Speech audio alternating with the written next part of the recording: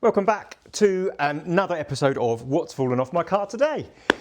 So, when I was working on Frank not so long ago, I think I was checking the knocking on the front, doing those lower control arm joints. When I reversed the car back, I noticed a scratching on that back plate again, which I've had in the past. And I was like, something's got stuck in there. So I had to rattle around with that brake disc just to see what it was. I could see this little tiny thing showing out. And I was just like, what was that? So I dug around, and in fact, it was that. Now, if any of you have worked on rear brakes on a car, will recognise that as a little fixing that holds parking brake shoes in. Wonderful. And then with another quick rattle around, this then popped out as well. So that pops in like that, pushes in, locks on the back plate and holds the shoes in. So I was like, that's weird for that to come out. And then I was kind of like, I think I know why that is. So I'll show you. So this is the dust shield that we looked at last time when I was fixing this for that grinding noise. We ground back a load of it because it was quite rusty.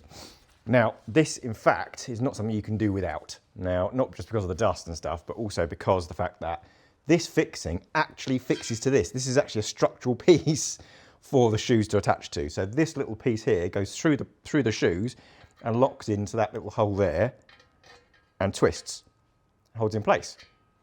Now, as you can imagine, the reason I've got another one is because the one that's on the car is just dead. So there's enough rust behind it now, it's just pulled straight through, so this will no longer do anything. So I have been driving around without using the handbrake, because I've been terrified that the shoes are going to pull apart and all sorts. So now's the time to sort of have a look at what we're going to do. The issue being normally is with this sits behind the rear hub assembly. So you actually have to pull the hub off to get this on. So what some people do is cut this piece out here and here. See that there? So cut this piece out here and here. So this can slot in, and then this is either riveted back on or tack welded back on. Now my welding skills aren't great, but I might do that. We're going to have a look and see exactly what it takes to pull that hub out, because obviously that takes the bearing out as well. Not looking to replace the bearing. There's nothing wrong with the bearing itself, so there's no point with doing that. It's also got a genuine rear bearing in, I think, at the moment, so I don't particularly want to be replacing that for anything else. So we need to get the wheel off, we need to get the rear caliper off, we need to get the caliper carrier off, and then we can have a look and see what's actually going on back there and how easy these things are to actually put on and replace. So wish me luck, let's get the wheel off.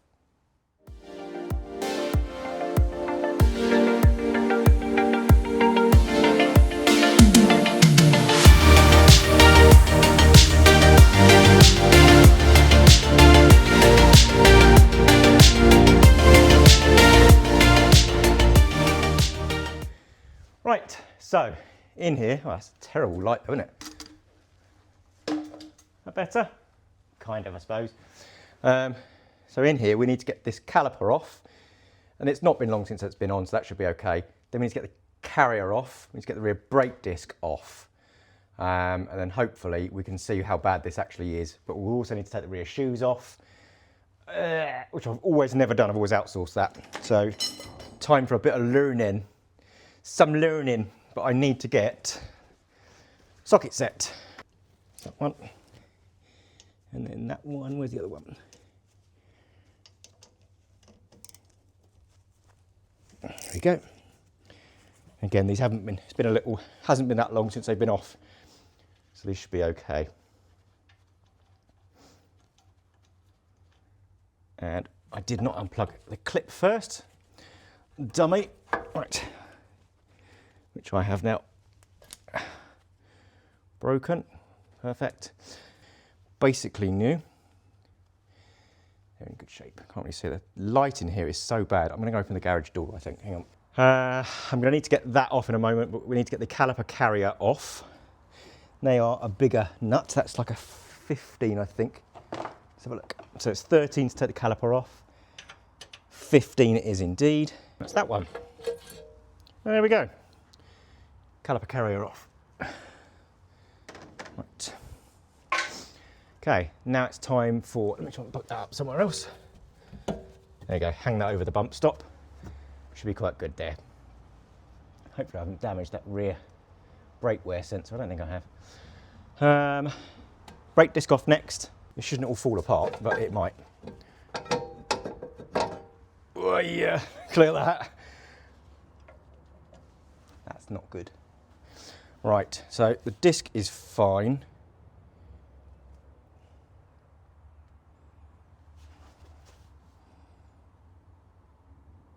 Yeah, the disc is fine. Let's bung him over there. No scores on that. So, can you get a bit closer and I'll show you what I've got. Hang on. So this is how it should look. With this little tab here, pushed in and rotating, it locks it onto that back plate. This one is missing it completely, and that is the one that we found. And that is because, back there, it has rusted away. So, you have to replace it. There really is no other way of doing it. It's not like you can use like a nut and bolt or a rivet or fix that bit of metal. It has to be like a square bit, and it's so bad anyway that it just doesn't seem any point other than just getting it off. I have to admit, we've got, I don't know if they've been set up right. So I feel like they've worn quite a lot for handbrake shoes for basically what they should be.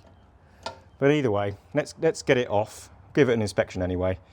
The plate I'm probably going to unbolt and cut off, we'll see. But as you can see, it won't go past. It'll come out to here, but it will stop here. So you'd have to pull this hub off to do that. So it's hub nut out and a puller, and I don't have a puller for that. So we'll need to look at cutting it right off and seeing what we can do. Right, let's get back on the stand. Right, today is one of those weird days where it's actually warmer outside than it is inside. So I'm already starting to get a little bit warm. So I am going to, oh, I've got my nice jumper on. I forgot to wear my old clothes today. But, sorry about that. Okay, so let's get this other one off. That is just an either screwdriver or an Allen key. I have an Allen key close to me, so I will use an Allen key. What is it? Looks like possibly that looks too big. It looks like 5mm. It is, so you push it in, turn it, and there we go. Right, that's what it should be doing in there. So let's get that out, pop it in the new holder, and let's pull that one off. Hang on. It's those things at the bottom. We've got one that we need to unhook there, one spring there, and one spring at the top. I'm just going to get it is still attached, but it has not been working. It's been dragging. What do other YouTubers do when they're working on cars? I want to listen to music, and I can't listen to music because there's bloody copyright stuff. Is that why they're always wearing AirPods and stuff? Probably. Anyways, so we have to pull these springs off to be able to get these things out. That's quite a big one. So let's quickly do that. They are tough little springs as well. Let's get them out from, hang on. Get that out. That's the adjuster, which we'll have to wind back in to reset it. And when the adjuster's out, you can actually get the springs out, I believe, actually. Come on. There we go, there's one. And there's two. There's that one. And then the top. I wonder if I can get it out like that.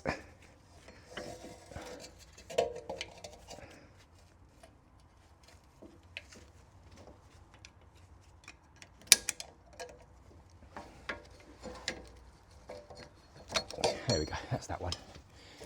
And then that one, okie dokie. And that's attached to the cable system that pulls it tight. It is cable operated, so that's the top one. It's a funny shaped one, goes at the top. And then these have got a top and a bottom to them, I think. Whereas the curved shape goes towards the top. If you look at that, so it's that curved shape goes to the top here. And that one, whoop, you're trying to fling it across the room. And then this one is the curved shape at the top of that one as well. That goes on there. So, and then those little notches here, oops, there's a little notch there on either side. That's what the adjuster, that's what the actual mechanism sort of sits into. So let's pop them there for the moment. Top spring and bottom spring. That's the little bottom spring. So it's thinner but longer than the other one. Okay, so there's your little adjuster, which just hooks, little ball joint on a cable at the top here, hooks onto that adjuster and pulls it tight. I'm going to give that a clean up anyway, because it's just dirty. So I'll give that a clean up, de-rust it, make it nice and pretty. Next thing will be getting these bolts off. So we've got 1, 2, 3, 4 bolts, which look like retaining, like a retaining collar for this plate, which I wasn't expecting. So I wonder if this thing does slip off over the top. We'll have a look. But anyway, let me get some penetrating oil. These things are pretty good. I don't know if you've ever got, I think they call them hawk's beak or something like that. It's quite a clever little thing. So you hang on to it, and as you pull it, it gets tighter and tighter and tighter. And they're adjustable for obviously different sizes. I got them at some jumble, like auto jumble thing. They're not, there's not always room for it, but oh yeah. Okay. Hopefully. Oh. I thought that had actually broken off then. Woo. These are tiny little bolts. Right. So we can hook these things off.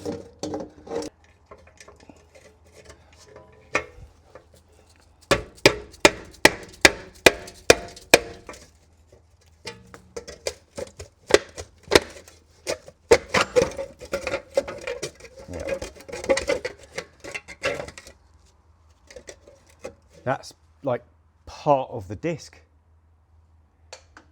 That is. That's not even supposed to be coming off.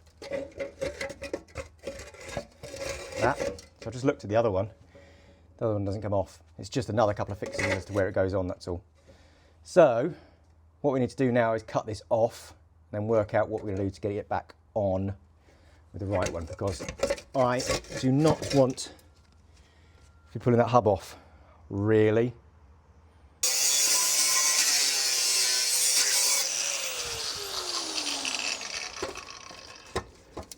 Because it's in such bad shape. Let's cut a little bit.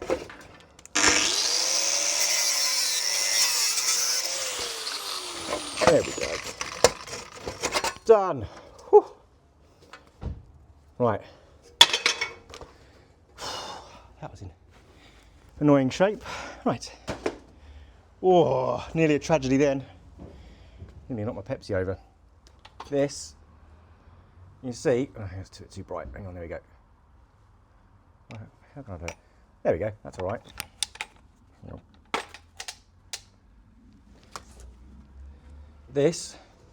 That shouldn't be there, that gap.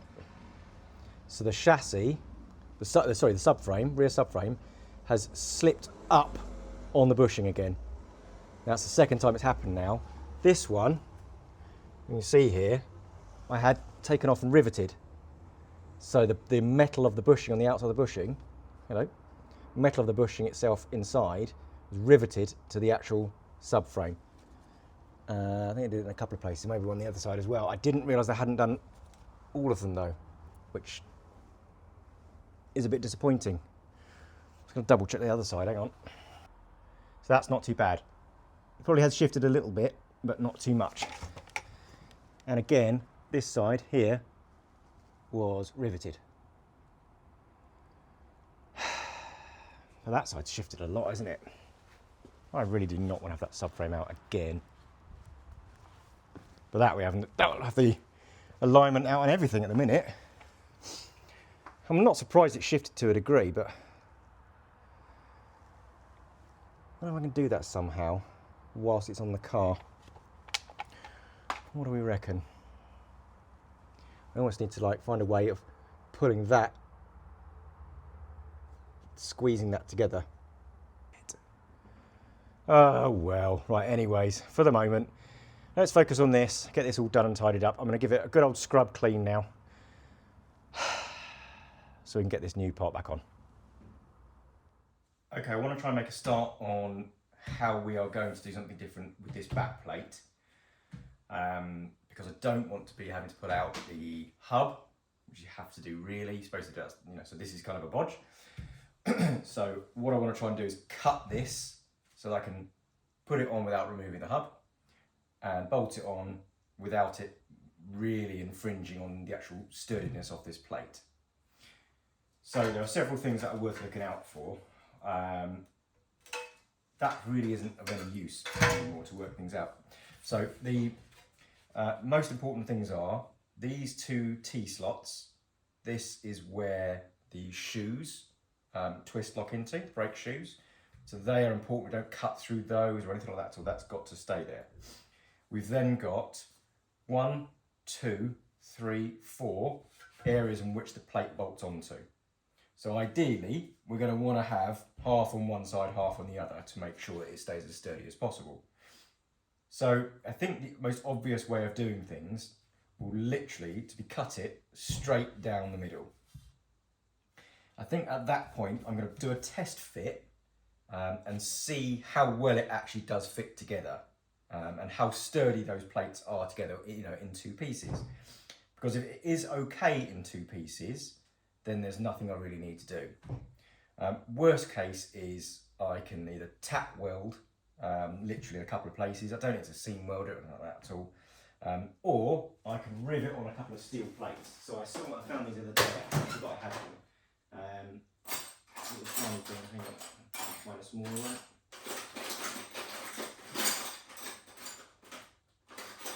Little things like this. So these are little joining plates, which I could easily mount on the back side like that, and then rivet it in. It won't encroach much into this area. The heads are quite flat, so the disc's not going to touch it. Very worst case, I could almost grind the rivets down flat. So that's an option. I think I'd rather do that than weld it, mainly because I'm going to end up distorting the plate because it's only thin steel and they're going to warp and scratch and stuff all over there on the disc. So I think the first things first, I'm going to decide, I'm going to go straight down the middle. So I'm going to mark that up and do as good a cut as I could possibly do with an angle grinder to keep it nice and straight.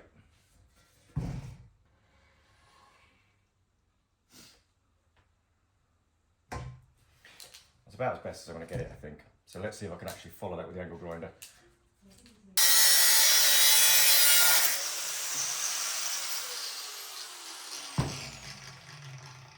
Yeah, it's pretty straight cut. Happy with that. So I'm going to do a test fit first, see what it looks like on the actual car. Then we're going to come back, if that's okay, we're going to deburr it all, paint the edges, because obviously it's just going to fall apart again, and then see what it looks like when it's on the car. In here, like that. So it fits absolutely fine, there's no issue with it at all. So we're going to have one bolt in there at the bottom, one bolt there, one bolt there, and one bolt there. And that's going to be plenty strong enough to bolt those shoes to be fair. So I think that's going to be absolutely fine. I'll get them into place first, like line them all up, make sure they're nice and tight together.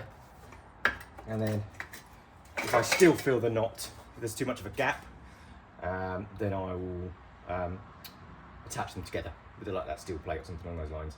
But for the time being, I'm just going to basically deburr these, give them a quick paint and get them ready to install on here. Okie dokie, we are back.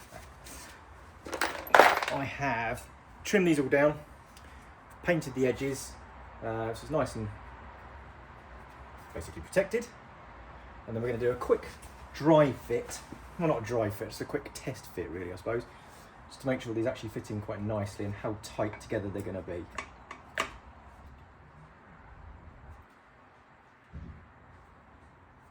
Right, so that's that. Whether or not the disc will catch on it, I don't really know at the moment. What I might do is, appreciate there's nothing on it at the moment, is pop the disc on and see what it kind of looks like at the minute. If I can find what I've done with the disc. Where have I put you?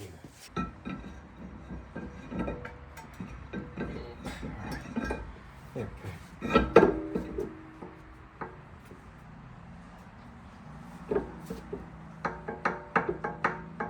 It's not touching that back plate whatsoever, so I'm reasonably happy with that. I don't think it needs to be anything other than that. If it starts scratching, I think then I'll do something with it, but I'm really not that bothered. So I think that's going to be okay. So it will also be easy to just take off if I need to, but it's on there pretty firm now. There's no real drama there. Lovely job. Right, now we need to start putting these beloved brakes back together again. We've got these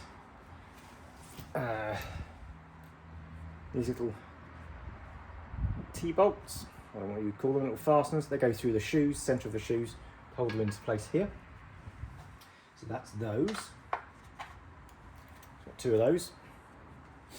And then we've got those, which is going to be the caliper carrier bolts. And then we've got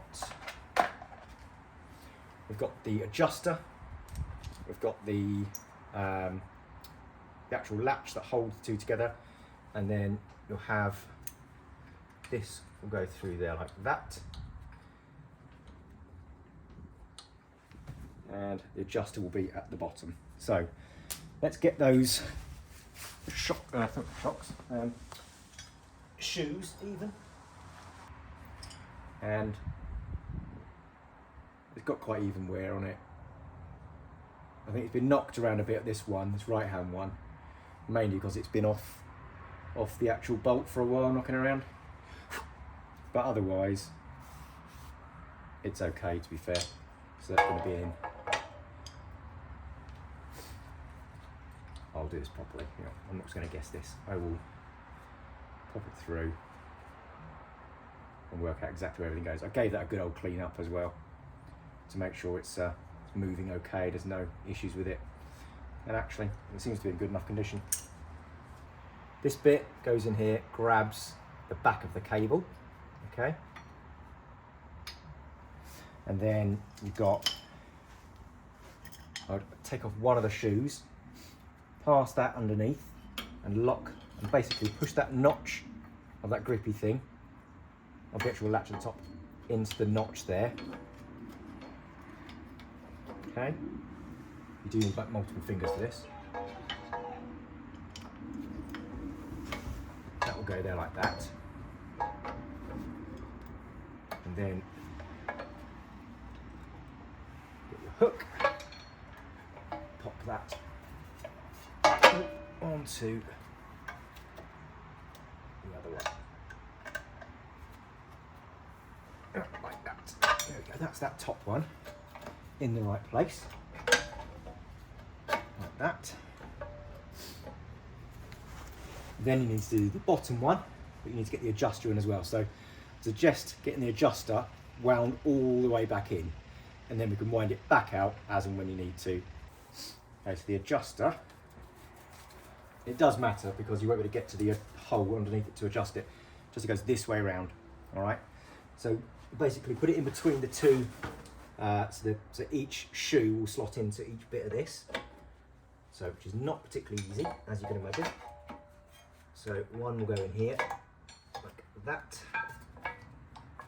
and the other will go in there, like that. So that's the shoe in, but then we also need to put in the lower spring. So it's kind of a bit of a faff, like that, and then, oops, keeping everything lined up at the same time is not easy. Okay. That is in theory in the right place, but I think we may have lost the top one. Hang on. Yeah, we lost the top one. It's not. Fucking hell bells. Where is it in?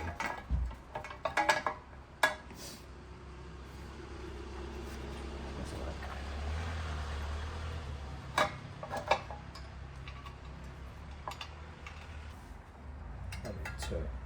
There we go. One in. And there we go. Now I think that's in. Pretty sure. Right, so I found it easier to get the spring in first and then lever in the adjuster afterwards. Don't like trying to fix these into these shoes onto the back plate until you've got it all sorted, and get this one in first, and then everything kind of lines up, sits quite nicely on there, and that should work.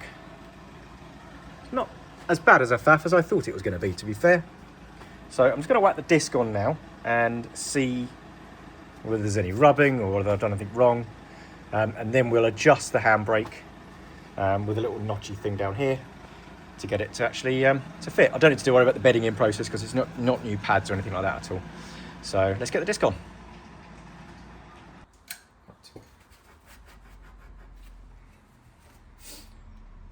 Okay.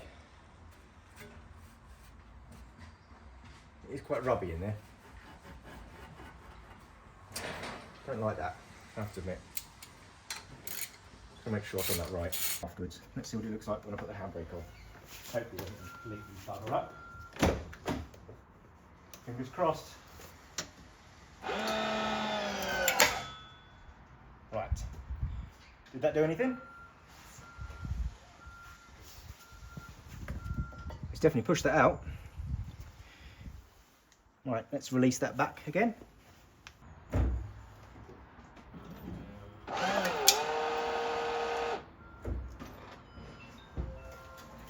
Okay, so did it behave itself? It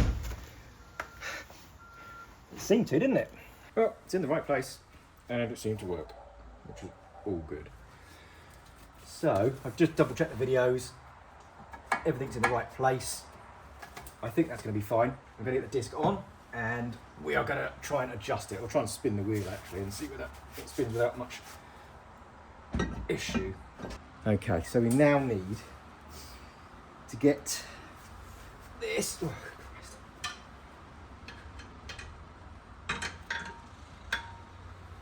down to the bottom so I can see the adjuster wheel, which is nowhere to be seen.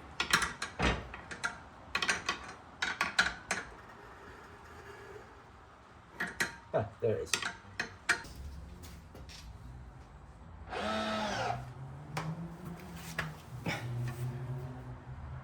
Here we go. There's no moving that. Okie dokie. Right.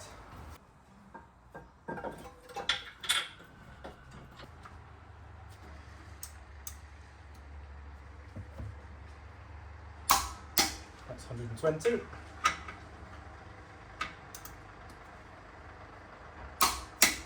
Okay. And then caliper 65. Okay. Get this back in. Just needs a little thingy bob. It's 140 Newton meters. I kind of assume it is. It's 140 Newton meters putting a wheel on it, so working anyway.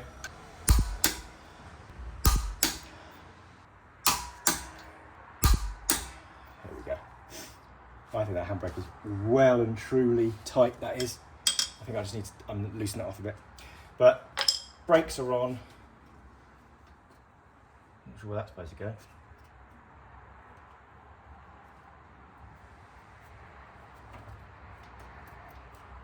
From there, looks like. Right, that is on. I'm gonna. All the subframe bolts are back, done up nice and tight. I'm gonna get the wheel on and I'm gonna take it for a drive. Okie dokie. It's another day actually because I ran out of time yesterday. I gave it some good old thinking as to why it would be rubbing, and in fact actually it was the shoes. So I'd actually just adjusted the shoes too far out so that they're rubbing all together. So there is still a little bit of rubbing I think on the inside, but I think that's getting from the shoes not being moved around much. So I checked the handbrake and it's still working absolutely fine. So there is still kind of a little bit of movement. I think that's going to wear through because I think either the shoes are on not the way they were. Again, it has not been used for a little while, so there's a bit of rubbing. So what I'm going to do is pop the wheels back on, all the subframe bolts are back up together again, everything's back together as it should be. I'll get the wheels on, take it for a quick drive and see kind of what it sounds like, what it feels like. These obviously need to be pressed back in again, so imagine that might be rubbing as well, you know, because again it's not been used for a little while. But I'm otherwise happy with that, and the handbrake does work really, really well. So the actual winding tool thing is wound right the way back. There is nowhere to wind it back to now, so it's as low as it goes. So it's in as tight as it goes, which is fine for what we need. Because it is still working as a handbrake, which is all good. Has got new shoes, so that's probably why. So wheels on, and then take it for a quick test drive. It is absolutely tipping it down outside, so it's going to be a short test drive. So if you're anything like me and you're getting a bit tired of the fact that these wheels at 40 kilos or 41 kilos are tiresome to keep putting on and off the car, and you've got some room, this little wheel dolly thing, this is a Switzer one, decent one, lifts the wheel up and you can like turn the wheel on these rollers. It is a godsend. That cost me 20 quid off eBay. I genuinely thought it was a scam. 20 quid. It's a brilliant little thing. So literally, you don't even need to line the wheel up. You get the dolly in the right position, lift the wheel up with it, then you move the dolly around. I make it look difficult because like that. Get the centre lined up. Like that. Line up on the car. And if it's not in the right place, you can literally roll the wheel on the dolly and then lower it into the place you want it. Like that. How good is that? God, I wish I knew about that before. That is a lot easier. Lovely, okay. Right, they're all on. Nice. Let's get the car down and see what it feels like. Well, that was a really good drive in Frank. Took him out and no issues with him at all. No knocking from the front from where I did the lower control arms, and no grinding at all from the back. Handbrake works absolutely fine. It's leveled out okay and seems to be a very happy car. No issues on the dash or anything like that at all. So Frank is done for the time being, and I think that's where I'm going to end this video before I do anything else. The subframe I'm going to have to look at another time, but until then we'll crack on with some other bits on probably on one of the other cars. So thanks again for joining me. I hope you enjoyed the video. Give me a thumbs up, like, whatever, click the notification bell if you want to carry on seeing videos of mine, and I'll see you again next time. Thanks very much.